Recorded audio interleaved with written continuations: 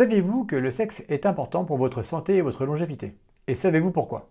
Alors par sexe, j'entends bien entendu l'activité sexuelle et non l'anatomie, les chromosomes ou l'identification de chacun. Bonjour Boris, alors est-ce que tu te sens à l'aise pour en parler? Bonjour Victor.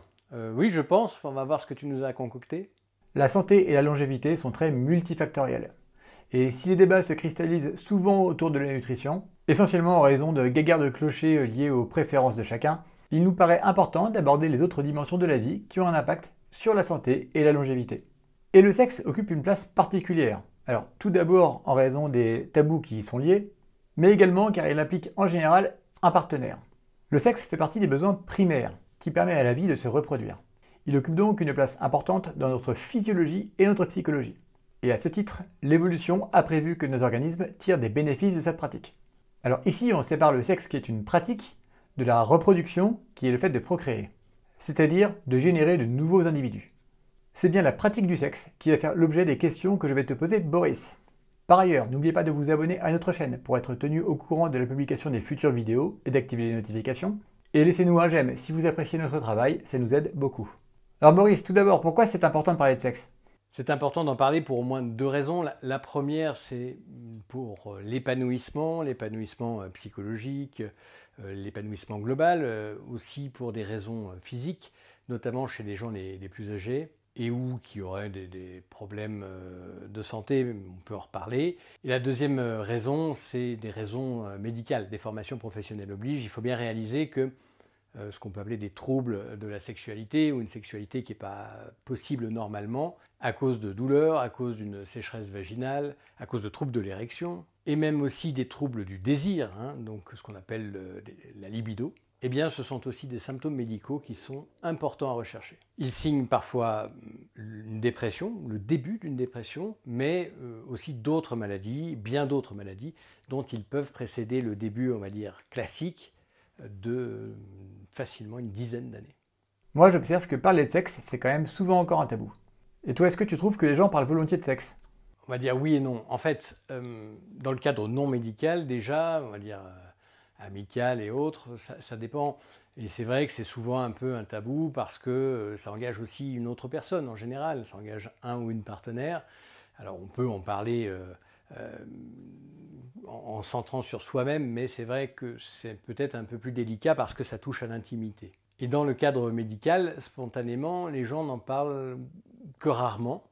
Mais lorsque l'on aborde le sujet de façon régulière, comme je le fais en consultation, eh bien en fait la plupart des gens sont contents qu'on puisse aborder ce sujet qui est très important à leurs yeux. Et là, cette différence entre le fait qu'ils ne l'abordent pas spontanément et le fait qu'ils sont contents et parfois soulagés qu'on puisse en parler, eh ben c'est vraiment saisissant.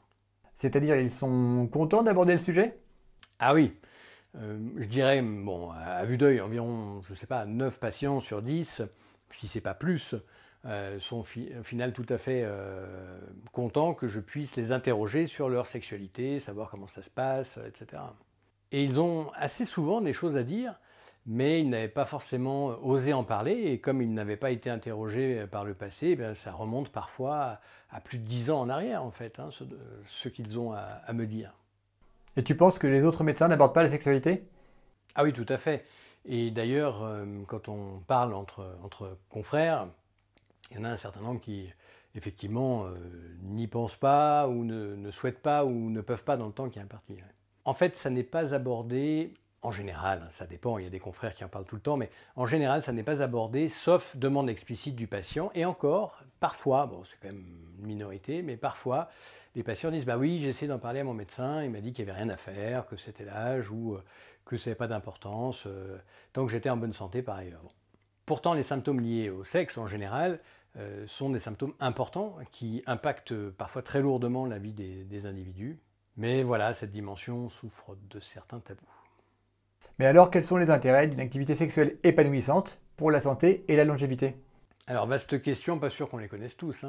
Je pense qu'on en découvre régulièrement. Bon, on peut voir ça sous l'angle de quelques dimensions principales.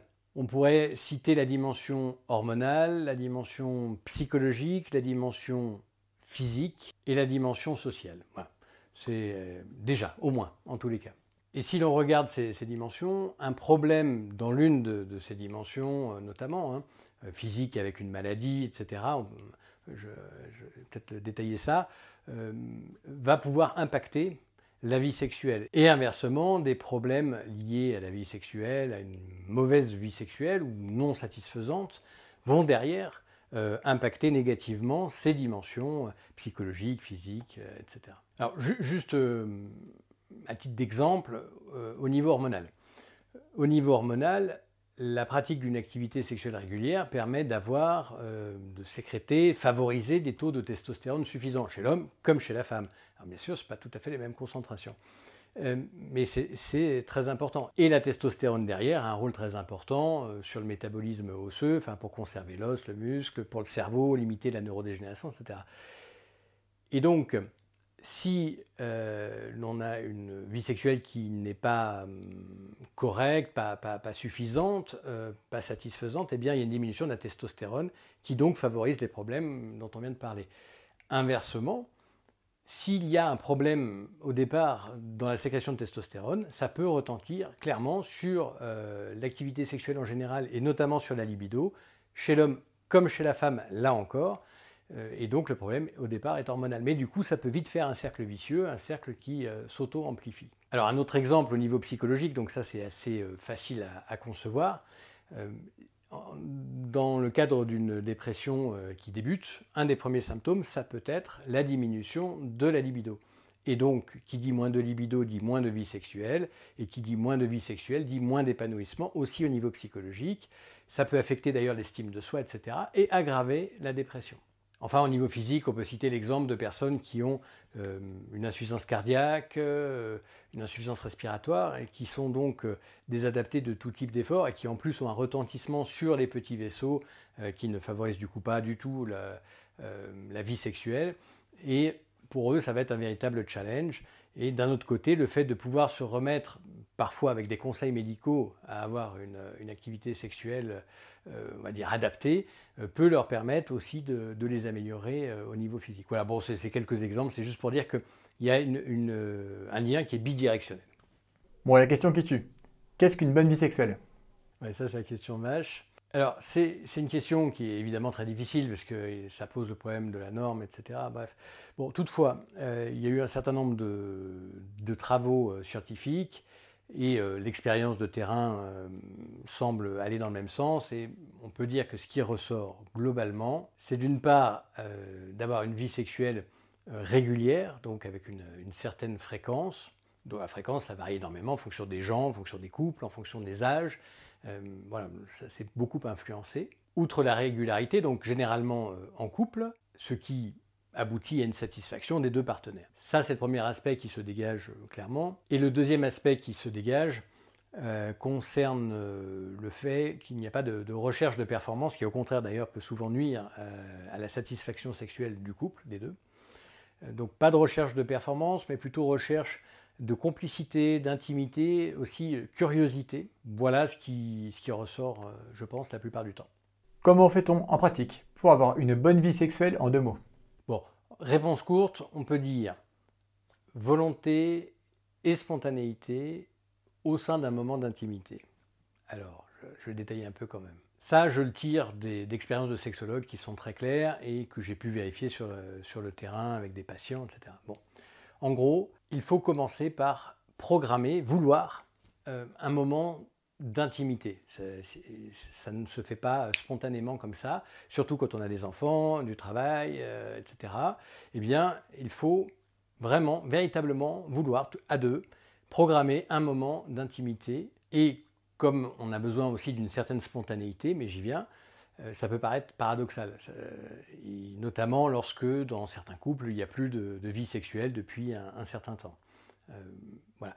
Donc provoquer l'occasion et les conditions, l'intimité, et deuxièmement la spontanéité va venir assez naturellement, petit à petit, ensuite, une fois qu'on a provoqué cet instant. Voilà. Dans les foyers aujourd'hui, on voit que les gens ont quand même souvent du temps ensemble, je parle des couples, hein, du temps ensemble, mais en fait ils sont pas l'un avec l'autre, ils sont l'un à côté de l'autre. Et effectivement, tu as l'impression qu'il y a une espèce de cloison, les deux peuvent regarder le même film, la même série, alors ça c'est classique. Et donc le lit qui est à la base un lieu bien sûr de sommeil et aussi de sexe, le sexe peut être fait ailleurs que dans le lit bien sûr, mais c'est un lieu qui est très important pour les sexologues à ce niveau-là, eh bien ça devient maintenant un canapé, c'est-à-dire un lieu où on regarde des écrans. Et pareil pour le canapé qui est souvent consacré à regarder des écrans. Et donc il n'y a plus de moments d'intimité, de tendresse, de complicité, d'échange. Et la communication, c'est un aspect essentiel. Bon, c'était sous-tendu dans ce que je disais. Hein. Cet aspect communication est extrêmement important. Communication pendant le sexe, mais aussi en dehors, et surtout en dehors aussi. Voilà. Et je pense qu'on a un peu cassé ça. Et est-il nécessaire de chercher de l'aide d'un médecin ou d'un sexologue en cas d'insatisfaction à ce niveau? En cas d'insatisfaction, absolument, oui, oui, oui. J'ai constaté, on voit souvent des couples qui arrivent à redémarrer, parce que c'est ça aussi, hein, quand il n'y a plus de sexe, hein, au bout d'un moment, ça peut être, on parlait d'épanouissement, donc du coup, c'est parfois générateur de conflits, et inversement, une vie sexuelle a un effet fédérateur en quelque sorte, hein, donc c'est très fort.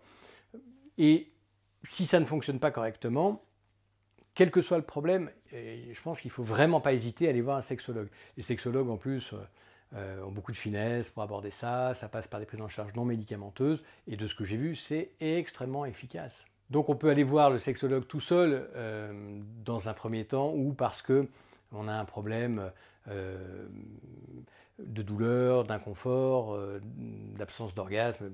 Il peut y avoir plein de raisons.